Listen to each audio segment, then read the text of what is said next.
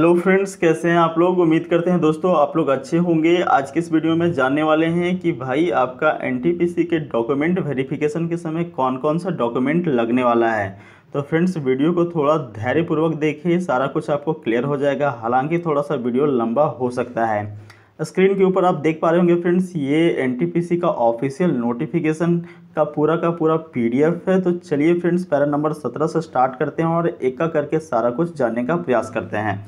सबसे पहले देखिए यहाँ पे आपको बताया जा रहा दोस्तों, verification of original documents and formats of certificates. ठीक है, तो पॉइंट नंबर 1 को देखिए। सबसे पहले बताया गया है आपको,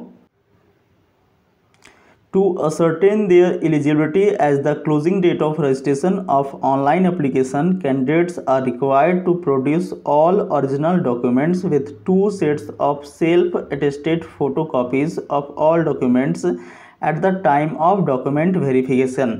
तो यहाँ पे आपको ये बताया जा रहा है कि आपको सारे के सारे ओरिजिनल डॉक्यूमेंट्स को जमा करना है और उसके साथ में 2 उसके फ़ोटोकॉपी जो कि आपका सेल्फ अटेस्टेड होना चाहिए, आपका उसमें सिग्नेचर होना चाहिए। ठीक है, सारा का सारा डॉक्यूमेंट ओरिजिनल होना चाहिए और 2 सेल्फ अटेस्टेड कॉपीज़ भी होना चाहिए सारे डॉक्यूमेंट्स का, और सारे के सारे डॉक्यूमेंट्स के कॉपीज़ में आपका सिग्नेचर होना चाहिए। ठीक है, उसके बाद देखिए बताया जा रहा है, further this candidates should upload the scanned copies of all the certificates as applicable prior to their document verification date through www.rrbdb.in portal. साथियों बहुत सारे आरआरबी के अंदर आपको ये बोला जाएगा कि भाई आप अपना ओरिजिनल डॉक्यूमेंट जो है वो इस वेबसाइट पे डाउनलोड करो, और बहुत सारे आरआरबी के अंदर सीधा डॉक्यूमेंट वेरिफिकेशन के समय मांग लिया जाएगा। तो जिस भी आरआरबी के अंदर आपको अपलोड करने के लिए बोला जाएगा उस आरआरबी में जाकर के आपको अपलोड कर देना है, अन्यथा फिर आपको सीधा डॉक्यूमेंट वेरिफिकेशन के लिए जाना है। 17.2 के अंदर देखिए बताया जा रहा है, all certificates should be either in English और हिंदी ओनली। जितना भी आपका डॉक्यूमेंट होगा, चाहे वो आपका मार्कशीट हो, सर्टिफिकेट हो, वो या तो हिंदी में होना चाहिए या फिर इंग्लिश में होना चाहिए। ठीक है, where certificates are not in English, Hindi, self-attested translated version in Hindi, English should be produced wherever, whenever required। यहाँ पे बोला जा रहा है कि यदि आपका जो मार्कशीट है या फिर डॉक्यूमेंट्स हैं वो हिंदी या फिर इंग्लिश में नहीं होगा तो उसको ट्रांसलेट करके हिंदी अथवा इंग्लिश में करना होगा, और वो जो है वो सेल्फ अटेस्टेड होना चाहिए, उसमें आपका हस्ताक्षर यानी आपका साइन होना चाहिए। ठीक है दोस्तों, चलिए आगे की ओर जाते हैं। यहाँ पे देखिए पैरा नंबर 17.3 के अंदर आपको बताया जा रहा है, no additional time will be given to the candidates not producing their original certificates on the date of their document verification and the candidature of such candidates is liable to cancelled.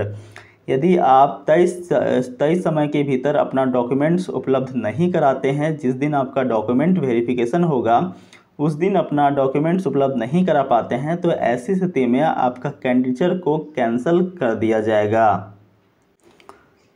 अब चलिए जानते हैं दोस्तों कि कौन कौन सा documents जो है वो आपको देना पड़ेगा। तो पैरा नंबर 17.4 के अंदर आपको बताया जा रहा है कौन कौन सा डॉक्यूमेंट्स आपको डॉक्यूमेंट्स वेरिफिकेशन के टाइम में उपलब्ध करवाना पड़ेगा। देखिए पहला नंबर पॉइंट के अंदर बोला गया है, matriculation high school examination certificate और equivalent certificate age proof of date of birth and matriculation qualification. आपने मैट्रिक किया है, इसके लिए आपको मैट्रिक का एक मार्कशीट और मैट्रिक का जो फाइनल सर्टिफिकेट होता है, जो कि कई बोर्ड के अंदर 1 वर्ष के बाद आता है। ठीक है, एक मैट्रिक का आपको मार्कशीट उपलब्ध करवाना है और दूसरा मैट्रिक का आपको फाइनल सर्टिफिकेट उपलब्ध करवाना है। ठीक है, जनरली बहुत सारे बोर्ड के अंदर 1 वर्ष के बाद फाइनल सर्टिफिकेट आता है, तो ये दोनों चीज़ आपको उपलब्ध करवाना होगा। और ऑलरेडी मैंने पहले ही आपको बता दिया है कि साथियों आपको ओरिजिनल डॉक्यूमेंट्स के साथ में प्रत्येक डॉक्यूमेंट का 2-2 फोटोकॉपी देना होगा, और फोटोकॉपी के अंदर आपका साइन होना चाहिए, सेल्फ अटेस्टेड होना चाहिए। ठीक है, सेकेंड पॉइंट के अंदर देखिए बताया जा रहा है कि +2 inter higher secondary PUC equivalent certificate. तो आपका इंटरमीडिएट का, चाहे आप आर्ट्स से किए हों, साइंस से किए हों या फिर कॉमर्स से किए हों, उसका भी आपको मार्कशीट देना है और फाइनल सर्टिफिकेट देना है, ठीक है, मार्कशीट और फाइनल सर्टिफिकेट। उसके बाद देखिए तीसरा, ए यूनिवर्सिटी डिग्री और इट्स इक्विवेलेंट। यदि आप ग्रेजुएशन वाले हैं और ग्रेजुएशन से फॉर्म भरे हैं तो ऐसी स्थिति में आपका डिग्री का सर्टिफिकेट देना होगा और डिग्री का मार्कशीट। देखिए यदि आप सेमेस्टर से आपका ग्रेजुएशन हुआ है तो ऐसी स्थिति में सेमेस्टर वाइज आपको मार्कशीट भी मिला होगा और सेमेस्टर वाइज आपका जो है वो एडमिट कार्ड भी आया होगा। लेकिन जब आपका 6 सेमेस्टर कंप्लीट हो जाता है उसके बाद लास्ट में एक आपको फाइनल मार्कशीट मिलता है जिसमें आपका टोटल 6 सेमेस्टर का पूरा मार्क्स जो है वो ऐड रहता है और साथ में एक आपका फाइनल सर्टिफिकेट आता है जो कि आपका यूनिवर्सिटी के अंदर आपको मिलता है, ठीक है। तो फाइनल ईयर का मार्कशीट और फाइनल सर्टिफिकेट आपको ग्रेजुएशन का उपलब्ध करवाना है। तो यहाँ से आपको क्लियर हो गया होगा तीनों पॉइंट के अंदर आपका मैट्रिक, इंटर, ग्रेजुएशन, ये तीनों का मार्कशीट और ये तीनों का फाइनल सर्टिफिकेट उपलब्ध करवाना है। साथ में तीनों का 2-2 फोटोकॉपी होना चाहिए जो कि सेल्फ अटेस्टेड होना चाहिए, यानी कि आपका उसमें साइन होना चाहिए, ठीक है। चौथा नंबर पॉइंट के अंदर देखिए दोस्तों बताया जा रहा है SC/ST certificate in the format as per annexure 1। तो एनेक्सर 1 के अनुसार से SC/ST का सर्टिफिकेट होना चाहिए। मैं भी आपको एनेक्सर 1 दिखाऊंगा कि किस फॉर्मेट में SC और ST का सर्टिफिकेट होना चाहिए, थोड़ा सा आप धैर्य बनाएं। उसके बाद पाँचवा में बोला गया है OBC NCL यानी जो नॉन क्रीमी लेयर से बिलोंग करते हैं उनके लिए जो है वो एनेक्सर 2 के अनुसार से उनका सर्टिफिकेट होना चाहिए और ये जो है वो 1 वर्ष से पुराना नहीं होना चाहिए, ठीक है। Not older than 1 year from the date of document verification. जिस दिन आपका डॉक्यूमेंट वेरिफिकेशन होगा उस दिन से 1 वर्ष पुराना नहीं होना चाहिए आपका OBC का नॉन क्रीमी लेयर सर्टिफिकेट। और ये किस अनुसार से बनाना है, तो एनेक्सर 2 के अनुसार से। अभी मैं एनेक्सर 2 भी आपको दिखा रहा हूँ, ठीक है। उसके बाद छठा नंबर में देखिए बताया जा रहा है दोस्तों, यहाँ पे बोला जा रहा है कि non creamy layer declaration by OBC NCL candidates as per annexure 2A, ठीक है। और वैसे अभ्यर्थी जो कि नॉन क्रीमी लेयर OBC से बिलोंग करते हैं उनको सेल्फ डिक्लेरेशन भी देना पड़ेगा, किस पैरा के अनुसार से, तो एनेक्सर 2A के अनुसार से। अब चलिए दोस्तों मैं आपको एनेक्सर 1, एनेक्सर 2 और एनेक्सर 2A को दिखा देता हूँ। साथियों आप देख पा रहे होंगे आपके स्क्रीन के ऊपर ये एनेक्सर 1 है। इसी फॉर्मेट में आपको SC और ST के लिए जो कास्ट सर्टिफिकेट होता है उसे बनवाना होगा। देख सकते हैं यहाँ पे आप एनेक्सर 1 को और इसी फॉर्मेट में आपको ये कंप्लीट करके लेते जाना है। उसके बाद साथियों जो OBC कैंडिडेट हैं जिनका नॉन क्रीमी लेयर के बारे में मैंने बताया, देखिए यहाँ पे एनेक्सर 2 दिया गया है। इस फॉर्मेट के अंदर आपको नॉन क्रीमी लेयर का सर्टिफिकेट बनवा करके लेते जाना है। यहाँ पे देखिए डिस्ट्रिक्ट मजिस्ट्रेट का जो है वो साइन हो जाएगा और यहाँ पे उनका सील यानी मुहर हो जाएगा। आप चाहो तो इसे भी प्रिंट आउट निकाल करके इस पर आप बनवा सकते हो, ठीक है। वहीं दोस्तों यहाँ पे सेल्फ डिक्लेरेशन की बात मैंने बताई थी, तो ये आपको खुद से करना है। इसमें कोई भी आपको डिस्ट्रिक्ट मजिस्ट्रेट या फिर किसी से साइन वाइन नहीं करवाना है, केवल ये सेल्फ डिक्लेरेशन है।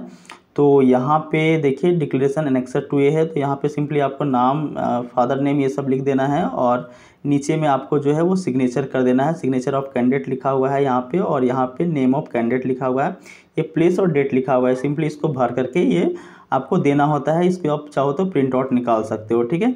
तो ये आपका हो गया 3 मैंने बता दिया, SC ST का कास्ट सर्टिफिकेट का format, OBC non creamy layer certificate का फॉर्मेट और OBC का सेल्फ डिक्लेरेशन जो है वो फॉर्मेट मैंने आपको यहाँ पे क्लियर कर दिया। चलिए फ्रेंड्स आगे जानते हैं क्या आपको देना होगा।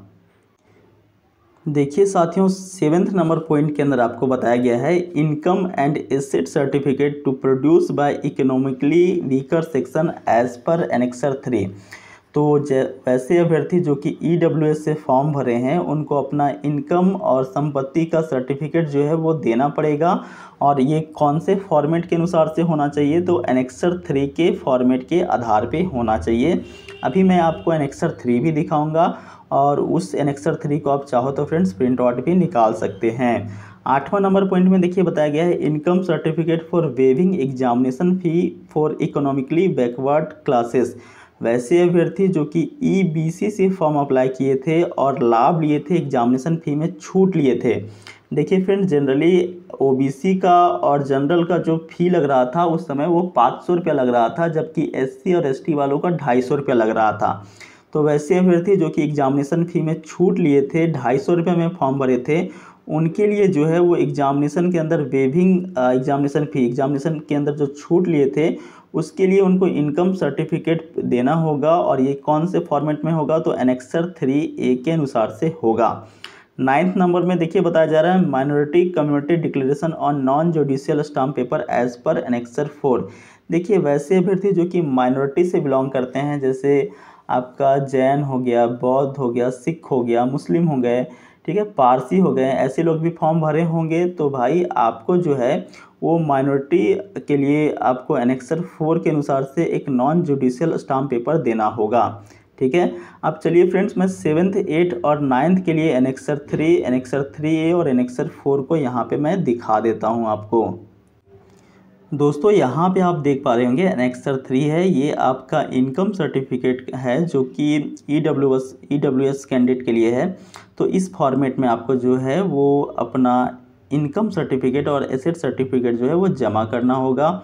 देखिए यहाँ पे आपको एड्रेस, नाम वाम लिख देना है। उसके बाद आपको जो है वो तहसीलदार से, यानी कि यहाँ पे देखिए यहाँ पे साइन और मुहर जो है वो लगवा लेना है। यहाँ पे आपका रिसेंट फोटोग्राफ होगा, देखिए इस वाले जगह पे आपका फोटोग्राफ होगा। ठीक है, अब बात करते हैं दोस्तों एनेक्सर 3A का, जिसमें जो ईबीसी वाले कैंडिडेट है जो कि एग्जामिनेशन फ़ी के अंदर छूट लिए थे, उनको एनेक्सर 3A यानी कि इस फॉर्मेट के आधार पे अपना जो है वो परफॉर्मा प्रस्तुत करना होगा, इनकम सर्टिफिकेट प्रस्तुत करना होगा। यहाँ देखिए नाम वाम पता वता लिख देना है और यहाँ पे जो है वो स्टाम्प, देखिए स्टाम्प ऑफ इश्यूइंग अथॉरिटी, तो यहाँ से कहाँ से आप ये करवा रहे हैं, डीसी से करवा रहे हैं, एसडीओ से करवा रहे हैं या फिर सीईओ से करवा रहे हैं, उनका यहाँ पे साइन या फिर मुहर हो जाएगा, यहाँ पे सिग्नेचर हो जाएगा। ठीक है, तो चाहो तो इसको आप प्रिंट आउट निकलवा सकते हो। और फ्रेंड्स यहाँ पे मैंने माइनॉरिटी के लिए भी बता दिया है। देखिए यहाँ पे देखिए फ्रेंड्स माइनॉरिटी के लिए है, आप देख पा रहे होंगे एनेक्सर 4। तो वैसे अभ्यर्थी जो कि माइनॉरिटी से बिलोंग करते हैं उनके लिए इस परफॉर्मा के आधार पे अपना डिक्लेरेशन प्रस्तुत करना होगा और इसमें नाम वाम एड्रेस वेड्रेस सारा कुछ लिख देना है दोस्तों। उसके बाद यहाँ पे देखिए यहाँ पे सिग्नेचर ऑफ कैंडिडेट हो जाएगा, यहाँ पे नेम ऑफ कैंडिडेट हो जाएगा, यहाँ डेट और यहाँ पे प्लेस हो जाएगा। और ख़ास करके कौन कौन से लोगों के लिए है ये, तो ये आपका जो है वो मुख्य रूप से मुस्लिम, सिख, क्रिश्चियन, बुद्धिस्ट, जैन और पारसीस के लिए है। ठीक है, तो तीनों फॉर्मेट के अनुसार से अपना काम जो है वो करवा लेना है। आगे देखिए दोस्तों, आगे वैसे अभ्यर्थी जो कि EX सर्विसमैन है, रिटायर्ड सर्विसमैन है, उनके लिए डिस्चार्ज सर्टिफिकेट उनको देना पड़ेगा। ठीक है, 11वां नंबर पॉइंट के अंदर देखिए medical certificates for person with benchmark disabilities, PWBD वाले कैंडिडेट को अपना सर्टिफिकेट प्रस्तुत करना होगा, मेडिकल सर्टिफिकेट जो कि annexure VA, annexure VB, annexure VC और एनेक्सर VE के अनुसार से होना चाहिए। उसके बाद 12 नंबर पॉइंट में बोला गया है self declaration for EX serviceman as per annexure 7। ठीक है, तो जो रिटायर्ड सर्विसमैन वाले कैंडिडेट है उनको सेल्फ डिक्लेरेशन भी प्रस्तुत करना पड़ेगा, किस फॉर्मेट के आधार पे, तो एनेक्सर 7 के आधार पे। ठीक है दोस्तों, 13 नंबर में देखिए बोला गया है NOC from serving employees with date of appointment from current employer, तो नो ऑब्जेक्शन सर्टिफिकेट। ठीक है, NOC जो फॉर्म है वो प्रस्तुत करना पड़ेगा वैसे अभ्यर्थियों को जो कि ऑलरेडी जॉब में हैं, कहीं पे काम कर रहे हैं, कोई दूसरे इंस्टीट्यूट में काम कर रहे हैं या फिर ऑलरेडी गवर्नमेंट जॉब के अंदर हैं, छोटे मोटे गवर्नमेंट जॉब जैसे ग्रुप डी के अंदर हो सकते हैं या फिर किसी और क्षेत्र में हो सकते हैं, तो उनको NOC देना होगा, नो ऑब्जेक्शन सर्टिफिकेट देना होगा। ठीक है, 14 नंबर पॉइंट के अंदर देखिए बोला गया है दोस्तों यहाँ पे NOC from serving defence personnel with probable date of discharge, तो जो डिफेंस पर्सोनेल है उनको भी NOC उपलब्ध करवाना होगा। और देखिए बोला गया है प्रोबेबल डेट ऑफ डिस्चार्ज, मतलब डिस्चार्ज के डेट को भी प्रस्तुत करना पड़ेगा। 15 नंबर पॉइंट के अंदर देखिए बताया जा रहा है गेजेट नोटिफिकेशन एंड और any legal document in case of formal change of name as mentioned in para 1.7। अब ये एक महत्वपूर्ण पॉइंट है दोस्तों, यहाँ पे बताया जा रहा है कि यदि आप फॉर्म भरने समय कोई गलती कर दिए होंगे, जैसे कि अपना नाम के अंदर गलती हो गया, नाम के अंदर आपका स्पेलिंग गलती हो गया, फादर नेम के अंदर आपका स्पेलिंग गलती हो गया था या फिर आधार नंबर डालने में आपने गलती कर दिया था, तो ऐसी स्थिति में जो है वो आपको एक एफिडेविट बनवा करके लेते जाना होगा और वो एफिडेविट में आपने क्या गलती किया है उसको मेंशन करना होगा। अगर आपने एक से ज़्यादा गलती की है, जैसे नाम में भी आपने गलती कर दिया, फादर नेम में भी गलती कर दिया, तो 2 एफिडेविट बना करके आपको लेते जाना पड़ेगा। ठीक है। 16 नंबर पॉइंट में देखिए बताया जा रहा है receipt of offline payment if made through at challan at SBI branch और pay in slip at computerised post office. यदि आपने फॉर्म भरते समय जो है वो चालान के माध्यम से पेमेंट किया था, जैसे कि वहाँ पे फॉर्म भरते समय आपको ऑप्शन दिया जा रहा था कि भाई आप UPI से पेमेंट कर सकते हो, डेबिट कार्ड से पेमेंट कर सकते हो, क्रेडिट कार्ड से पेमेंट कर सकते हो, चालान के माध्यम से पेमेंट कर सकते हो। तो यदि आपने फॉर्म भरते समय चालान से पेमेंट किया है तो उसका जो रिसिप्ट है दोस्तों उसे भी उपलब्ध करवाना पड़ेगा। ठीक है। 17 नंबर पॉइंट में देखिए बोला गया है self certification by the transgender candidate. जो ट्रांसजेंडर अभ्यर्थी हैं, जो कि ट्रांसजेंडर लोग हैं, वो जो अपना सेल्फ सर्टिफिकेशन उनको देना पड़ेगा। 18 नंबर में देखिए बोला गया है Jammu Kashmir domicile certificate if applicable. देखिए दोस्तों, यदि आप जम्मू कश्मीर क्षेत्र से बिलोंग करते हैं तो आपको अपना डोमिसाइल यानी कि अपना आवासीय प्रमाण पत्र देना पड़ेगा। बाकी जम्मू कश्मीर के अलावा दूसरे स्टेट से आप बिलोंग करते हैं तो डोमिसाइल देने की आवश्यकता नहीं है।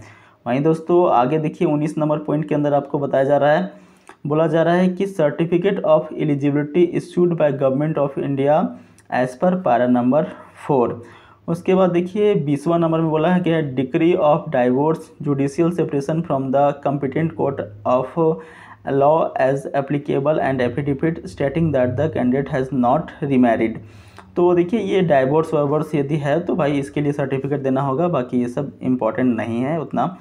21 नंबर में देखिए बताया जा रहा है death certificate of husband in case of window and affidavit stating that the candidate has not remarried.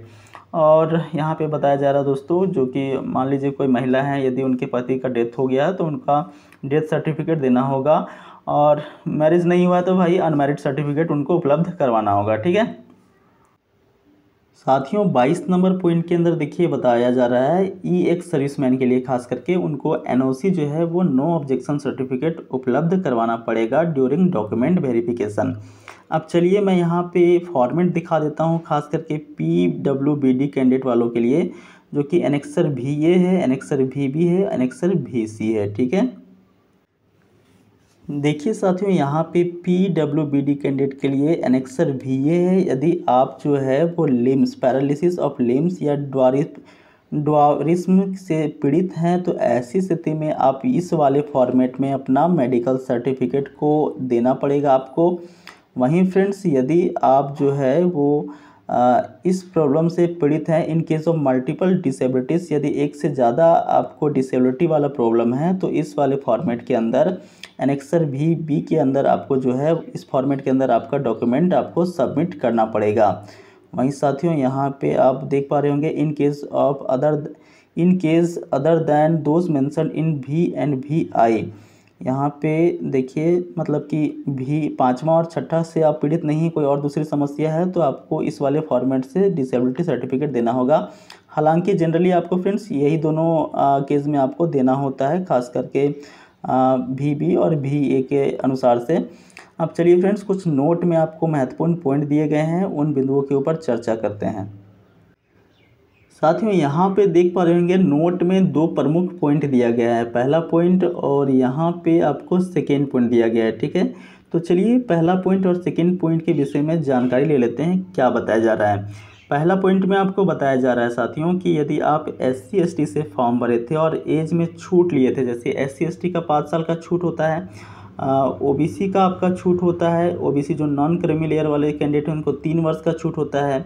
वहीं फ्रेंड्स रिटायर्ड सर्विसमैन और PWBD वाले और EWS वालों का भी छूट होता है। तो यदि आपने एज में छूट लिया है तो उसके रिगार्डिंग भी आपको सर्टिफिकेट उपलब्ध करवाना पड़ेगा। देखिए यहाँ पे बता दिया गया है कॉम्पिटेंट अथॉरिटी से SC SDO या फिर DC या फिर अपने तहसीलदार से आपको ये सर्टिफिकेट उपलब्ध करवाना होगा कि आपने एज में छूट लिया है। ठीक है, और वहीं फ्रेंड्स सेकेंड नंबर पॉइंट के अंदर आपको बताया जा रहा है, खास करके ये काफ़ी इंपॉर्टेंट है दोस्तों।